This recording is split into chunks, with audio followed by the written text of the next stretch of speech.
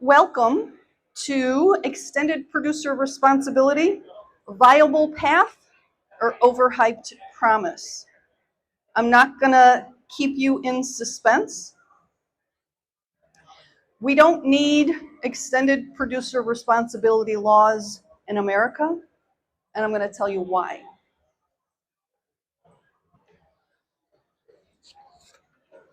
Who am I?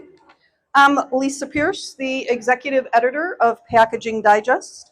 I've been a packaging media journalist since 1982. So in August of this year, I'll be starting my 44th year doing this. Never bored, not a single day in my life. But over the years, over the decades, I've seen quite a lot. And early on in my career, I never thought that we would see EPR here in America for a lot of different reasons. But I was wrong. My husband would appreciate me saying that. But now that more states are considering EPR laws, I feel that I have to speak up about what I see are some of the flaws in the system. So today, I'm going to be talking about the 4 flaws that I see, and then I'm going to offer some ideas on what we might be able to do instead of EPR. And then, quite frankly, I'm really hoping that this is starting a conversation, a discussion in the industry. So I'd really love to hear what you guys think. And I wish I had another hand so that I didn't have to go back and forth with the clicker. All right, so before I get into my arguments against EPR, I want to present my premise. And for any argument to have a chance, you have to agree with the premise. So here's my premise. For EPR to work, recycling has to work. So recycling isn't the only end-of-life solution, but it's the most popular, especially when you consider it in a circular economy. And right now, that's where we're putting a lot of our efforts. But another way to put this is you can't have EPR without recycling being a part of it.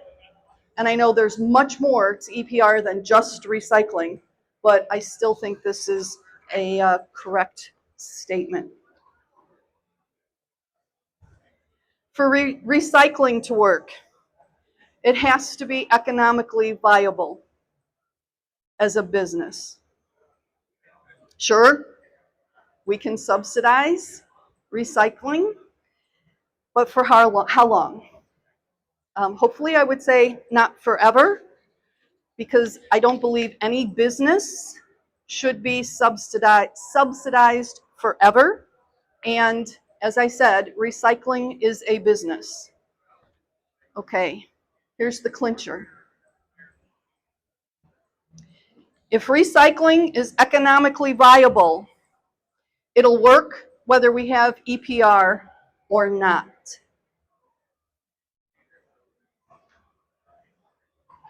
If someone can make money recycling, it'll happen. And the following point from this is that even with EPR laws, there's only so much money and resources. To make the best impact, we need to use that money and those resources in the right areas, and I don't think EPR is it.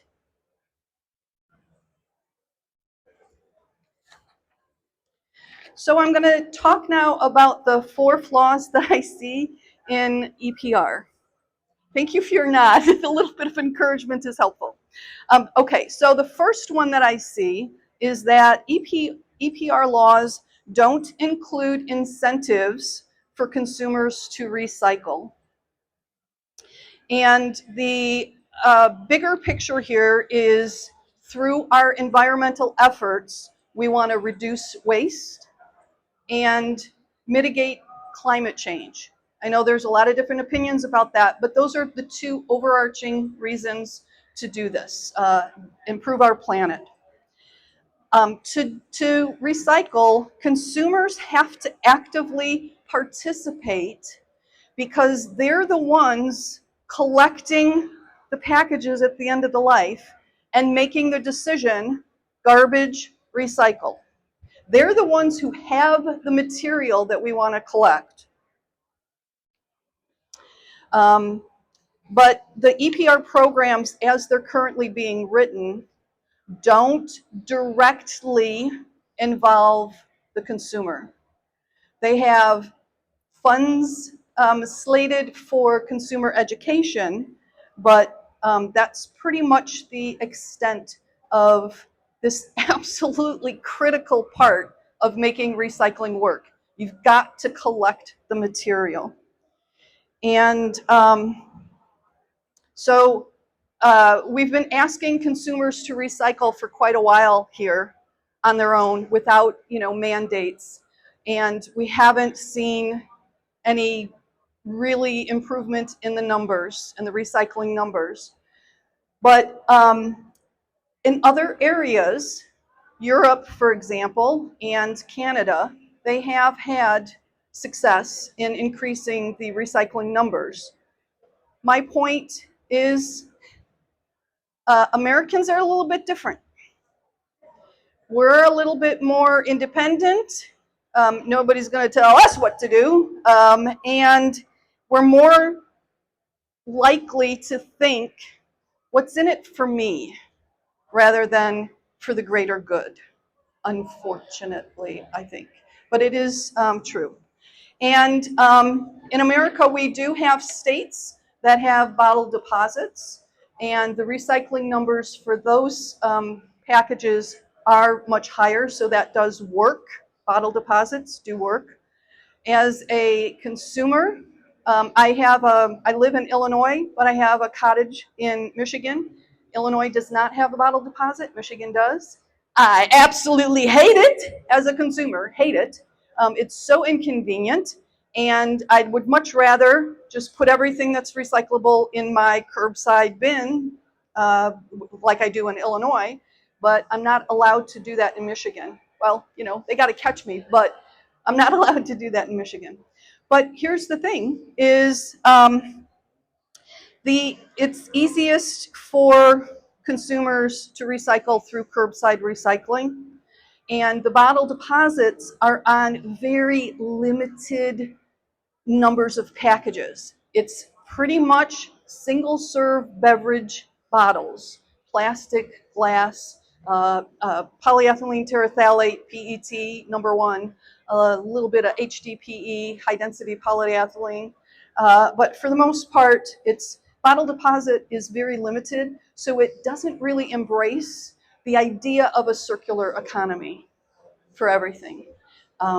Okay, so I'm hoping that we'll be able to make sure that all citizens have access to curbside recycling, which right now in America, it's a little spotty for more rural areas. There's another solution possible, is taking the consumer out of the equation entirely. And technology is moving along really well from a sorting point of view. But I was going to say, we're not at the point now where we can sort all garbage that's collected, because right now the way the system is you collect recyclables and then you sort recyclables. So it's a much cleaner system than throwing everybody's garbage in there and trying to pull out the recyclables from that. However, I'm here Monday for a meeting, and in my room, I'm looking at a sign on the garbage can saying the entire contents of this garbage can is sorted for recycling. Okay, we can do it. I don't know how they do that, but it is something that can be done. So, moving on to what I see is another flaw in EPR. the laws don't fully address the end market for collected and recycled materials. So once the packages are collected and recycled, what are we going to do with that material? We've got to be able to sell it and then have it be reused. That's the circular economy. That's how it works. So some of the recycled material can be reused in new packaging. And there's a lot of discussion, debate, if you want to say, about what's truly recycling. Does it have to be bottle to bottle? Could it be bottle to park bench? Things like that. I'm of the mind that if you're reusing material, you're reusing material. However you want to reuse it. It's just not going to waste. But it is dependent on safety. There are some markets, like the pharmaceutical and medical markets, that they're limited to what they can do safety-wise of reusing recycled content, the recycle it. And I do know that many brand owners have voluntary goals about using recycled content in their package. And I know that the EPR laws are building this in as well. They are. But there are still some limits in the system that I see. And if we get to the point where we're really rocking this and we've got all this material, we've got to find an end market to use it. The EPR primer that the Sustainable Packaging Coalition has put together says, many new bills and positions extend cost coverage to include outreach and education, infrastructure improvements, and end market development for recycled materials. That's great. But to me, doesn't that sound like subsidies again? And I'm okay with doing that to get something going, but for how long? And if there's a viable end market for a material, it's going to be recycled, whether there's an EPR program mandating it or not, because there's a profit for someone to make. Okay, flaw number 3 that I see. The financials definitely don't add up to me. So one of the benefits municipalities and policymakers have been touting for EPR programs is that they're supposed to shift the cost of waste management, recycling, end of life from consumers, from the citizens who currently pay waste management fees, garbage collection fees, and taxes to the manufacturer. But even if that's the case, we know that the manufacturers, when they start paying these EPR fees that start eating into their profits, they're going to raise prices like they always do. And again, to me, that's the consumer paying. That's the consumer paying. Okay, so this is me as a citizen saying, okay, so Illinois, Michigan, wherever it is that I'm living, we have an EPR program.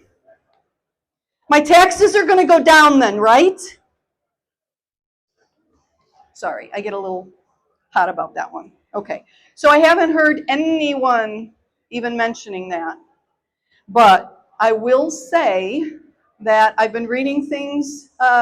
Earlier this week, I was reading that they are changing the language of how they're phrasing EPR, that it's going to be shared costs between manufacturers and consumers now.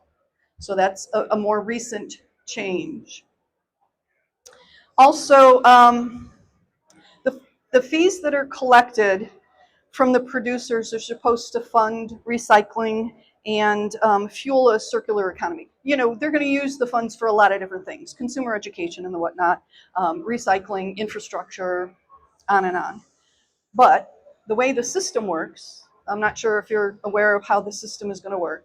The state passes the law.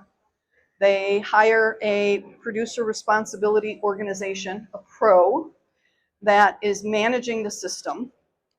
The producers pay into the system, and those funds pay the salaries of the people who work at the PRO. Okay, so goodness gracious, how much are these fees going to be, number one? How much are the product prices going to rise because of that? As a consumer, I'm speaking. And then how much is going to be left? After, you know, I think to myself, charities, you know, they list the charities of, you know, how much money for your $1, how much of that $1 is actually going to the charity versus the salaries of the people who work there. And it's pretty sad. But that, you know, we don't know. This is all new on the packaging EPR point of view in the PRO. So this is all still emerging. But that's one issue that I have, like how much money is actually going to be used for the good.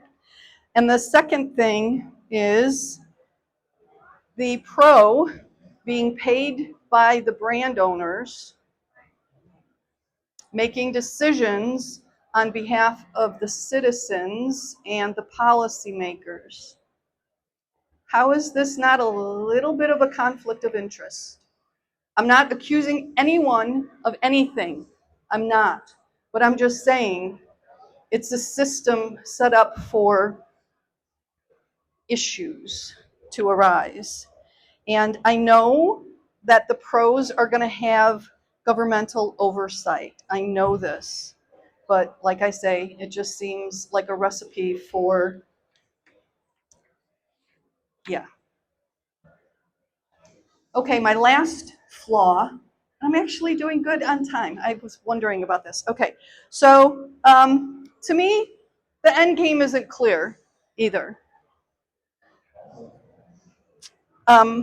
When are we not going to need it anymore? When are we not going to need the EPR law anymore? When are producers not going to have to pay into the system anymore? When are we going to be done? When can we say it's a success? There's absolutely nothing in the EPR law that talks about this or even mentions this. And so producers are going to pay forever, consumers are going to pay forever and higher prices from now on. I always think that there should be an end game whenever you're starting some kind of a program. And I do have to mention that the green dot in Germany, if you're familiar with that, that was probably the first, you know, EPR law made. And it was initiated and acted in 1994. And it's still going strong. Actually, it has just been kind of like on steroids with the new PPWR in Europe, if you've heard of PPWR. Hi, Jonathan. And that's the Packaging and Packaging Waste Regulation Act in Europe. So, you know, I do believe that what we're trying to do, the good that we're trying to do with EPR, reduce waste and foster a circular economy, is valid. We should be working toward that. But I do think that this almost sounds like a government program that's going to exist to give people jobs. All right, so now that I've laid out what I think are some of the flaws, I want to restate my premise. So if recycling is economically viable, we don't need EPR.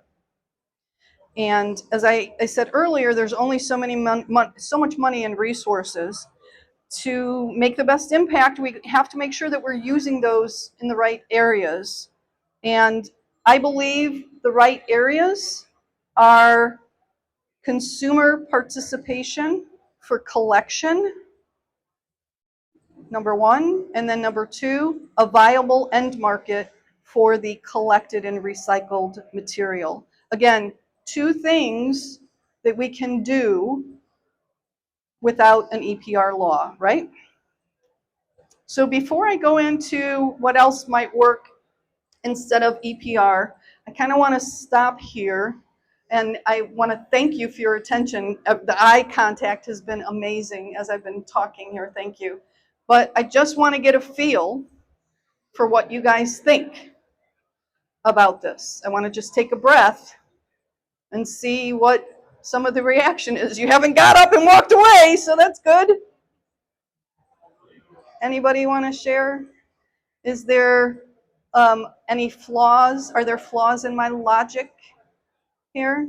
I know as environmentalists want to do what they want to do anyway, but packaging is a business, and I think we need to be very smart, again, of where we're putting our resources, financial and otherwise. Okay, this is good. You guys are thinking, yeah. Give me just 1 second. I'm going to come down because this is, like I say, I really want this to be an industry discussion, and I'd like to hear what you have to say. Hi, my name is Galea Albano. I'm with D6, and we're a vertically integrated mechanical recycler specializing in trade-to-trade recycling. So we are working to be a designated and responsible end market for these established programs. So I'm very closely following each state. And I do agree with your last premise because it does work for us and we're doing the right thing. And it almost seems like the press is not getting our way because we are showing that it's done right and it can be done. But maybe that's not actually real for some of these very big producers funding like the CAA. Okay. So that's something to consider to your point of who's coming from. Right. Thank you for that. Galea? Galea, thank you. Okay. Jonathan's got something to say, of course. Lay it on me. So we can have responsible end markets and it can be economically viable, but if the consumer doesn't actually recycle things, doesn't matter whether we, from an EPR perspective or from an industry perspective, that's the missing element that constantly gets forgotten is we've got to bring the consumer along for this journey. Yep. And we've got to figure out how to transition their mindset and get them to value material enough to then recycle it because that action has to take place. Maybe one of the ways we can do that is stop calling it garbage. Okay, I learned that actually from somebody who was on a panel yesterday talking about the California EPR law. I'm so glad none of them are here right now. But she actually said, she was talking about composting, and she slipped and said organic waste. And she said, wait, I can't believe I said waste because we don't do that. We call it organics because it's not waste, it has value. So thank you for that, Jonathan. Galea, thank you. Okay, so I'm going to move on and get into kind of like the second part of this. So, of course, I always learned in business if something's not working, you don't go to your boss and say something's not working. You go to your boss and say something's not working, and here's what I think we should do instead. So, in that line, we have to do something to better handle our waste and to promote a circular economy. And I've got 3 ideas. I have 4 ideas, and if we have time, I'll give you the 4th one. And I think we're doing okay on time, but we'll see. So if not EPR, then what? I am a huge proponent of closed loop systems. Some of these have been done as pilots, and some of these have been done for promotional reasons, marketing reasons, but they're being done. And here's the thing about simple versus complex. A lot of times things get to be complex because of scale. If one person is going to recycle, pretty easy to figure out how to do that. 10 million people are going to try to figure out how to recycle. Gets a little hairy. Okay, so scale, think of that. So if we, instead of having one big system, what if we have 100 little systems that are then replicated? Thank you, Galia. Okay, all right, so that's one idea. The other one is, of course, the packaging industry. One of the things that I love about the packaging industry is how innovative it is. We're always coming up with new ideas, always. New materials, new ways of doing things, and we don't want to stymie that innovation. And I think some EPR laws, if you're saying you have to use a a material that's recyclable up to 60%, you're excluding a lot of options. Not that that's good or bad. I'm not, I'm just saying that's what happens. So, just recently, I'm hearing more about film made from seaweed. Okay. I think the folks at Dell Computer are working on that. They've got an incredible program making that work. I shouldn't say just working on that. Dell's got a program making film made from seaweed work. There's a lot going on with automating the sortation systems, infrared trackers in the materials, um, the simple old technology using a magnet to pull out all your metal packaging. That still works. And there's no reason why it couldn't be layers of technology. The simple stuff first, maybe then when you have a smaller stream, then you get into some of the more complicated technology, robotic picking maybe, but you're working with a fewer material to begin with. And then, there's a lot of technologies outside of packaging, and if I have time, I'll talk about that, but let me go into my last point. I think I was a slide behind, wasn't I? Sorry about that. Okay, so solutions are not going to be cookie cutter. We have a lot of products in the world. A lot of different companies have different ideas of doing things. You want them to have different ideas of doing things from a competitive point of view. We want to be able to still have them be able to do that. But there's a lot of design guidelines out there for packaging that's more sustainable. And I wasn't sure if you're aware of them, if you're using them. The Sustainable Packaging Coalition, I think, has one of the best ones, but there are a lot of them out there. And some of them are even market specific. So healthcare packaging, there's a design guide for that, for sustainability. And there's added complexity for healthcare because of all the regulations and just, a different end of life for them. And then a lot of new technologies coming out for sorting, as I had mentioned already. And I think I do have time to talk to you about this fourth idea that I have. It's not on the slide. Okay, this is way out there. Anybody in the audience, an architect or a builder? No, okay. So my vision, energy, we need energy in America, right? We would prefer green energy in America. A lot of people would prefer, not everybody, obviously, but most people would prefer green energy in America, clean energy in America. We have materials that are valuable. Those will still hopefully be collected curbside and turned into something equally valuable. What's left, let's say homes, buildings, um, fire stations, arenas, convention halls, they all have technology to take their, I will call this waste now, their waste, and turn it into energy. In the past, the only way that we've been able to do that has been incineration.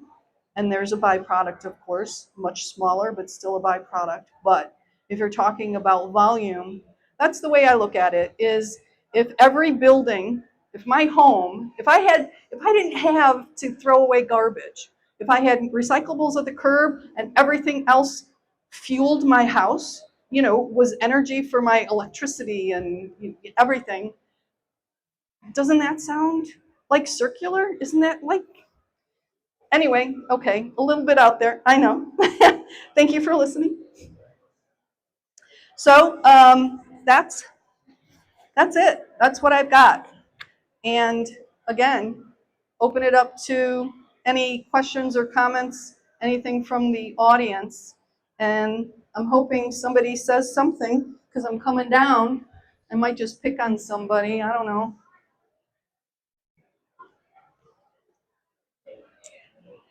Do you think I should keep talking about this?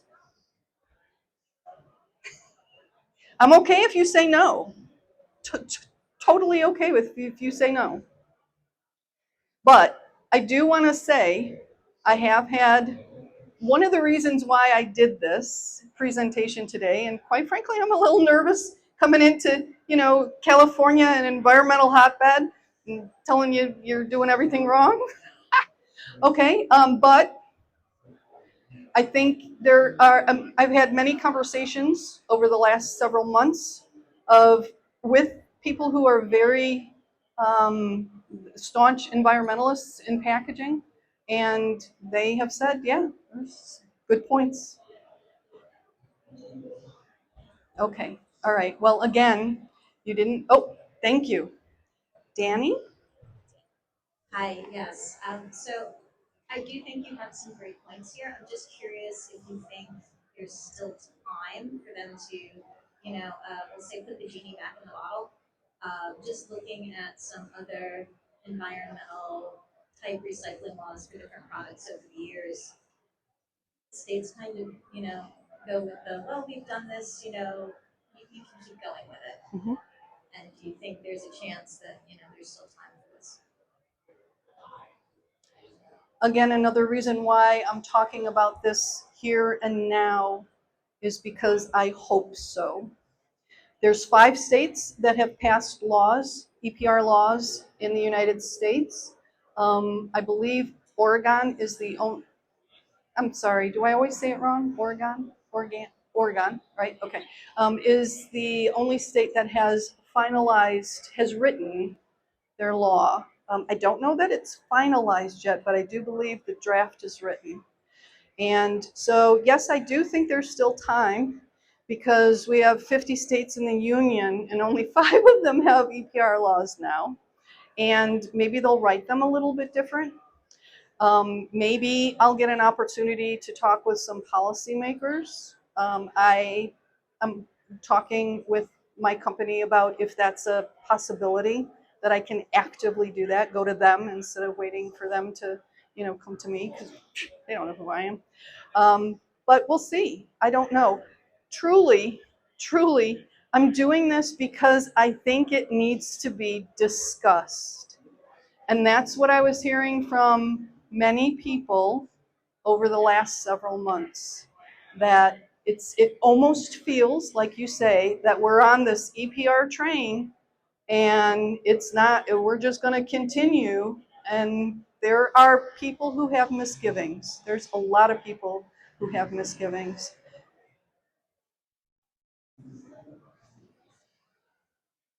Your name? Manuel from Englishcraft. We Okay. have a panel around them upstairs about all of this. Okay. We're listening together. What I want to mention is that these fees and new investment is creating a lot of noise in the industry.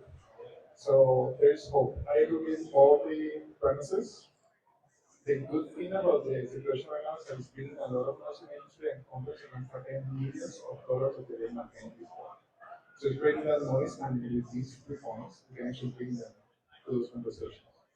I've been doing EPR for over 10 years in Canada, and this month we just received an increase of 50% of the fees. So from 3 provinces, so states in Canada, we went to all provinces to EPR. That might happen here, so we need to be ready for it. Did I hear you correctly? You said the fees increased by 50% just recently. Do you know what that says to me? It wasn't an economically viable system. It wasn't designed to be economically viable. Okay. What? I'm so sorry. 1 second. What's the corresponding recycling? Has that increased 50%? Probably not. Yeah. So you're just throwing the money. Yeah, we'll see. Thank you. And your name? Ivy. Okay, thank you, Ivy. Kimberly. Hi. Yes, thanks. I missed the event yesterday and you mentioned compostability. Could you just kind of explain where does this fit in? Like, I mean, wouldn't that be something to counteract the consumer behavior of recycling? Is it we compost more? Well, the compostability angle that we were talking about yesterday was a component of California's packaging extended producer responsibility law, and it's including compostability. California has more of an infrastructure for compostable packaging, compostability, than many, I would say, almost of all of the states. So them writing compostability mandates into the EPR law kind of makes sense, which is, another thing with the states doing this at the state level, they are able to tailor it to their particular, environment. But I'm in California. yeah, So, okay, but that's what that was. okay. That they were just making a point. We were talking about the California law from a lot of different perspectives, brand owners, consumers, policymakers, and recyclers and composters. So you don't see compostability in other states necessarily because of the infrastructure not being there to support it, then? That's what I see. That's not what the environmentalists see. Yeah. So compostability is going to be on the table, I think, for every EPR law. That's what I think. Connor, thanks for coming. I got the time wrong, sorry. That's okay. The compostability discussion, if I heard it correctly yesterday, California has very good organics, the virgin organics Yes. process, but not necessarily for packaging. No. To the point that compostable packaging might not be allowed to be put on the market. So I think that's a very big distinction. Yes. So follow on. So like is that because of the mixed material kind of a situation? Because I know in Europe, like there has to be a certain amount, like or a minimum amount of other materials that are not compostable. Like I think it's less than 10% or something. Is that part of the rule for California? Do we know? 1 second. I'm sorry, Jonathan. The key part when it comes to compostability associated with packaging is the consumer can't decipher the difference between what's compostable and what's not, and the potential for contamination, whether it's in recycling or composting. That's where the big hurdle comes. Again, all circles back to the consumer. That's what we have to realize. Yep. Okay, wonderful. Guys, I left my phone up there, so I can't eyeball the time, but I'm guessing I'm at time. I do want to say thank you because you participated and listened, and thank you. I appreciate you guys coming. Thank you very much. That's Lisa Pierce, our editor from Packaging Digest. She's amazing. We're going to be back here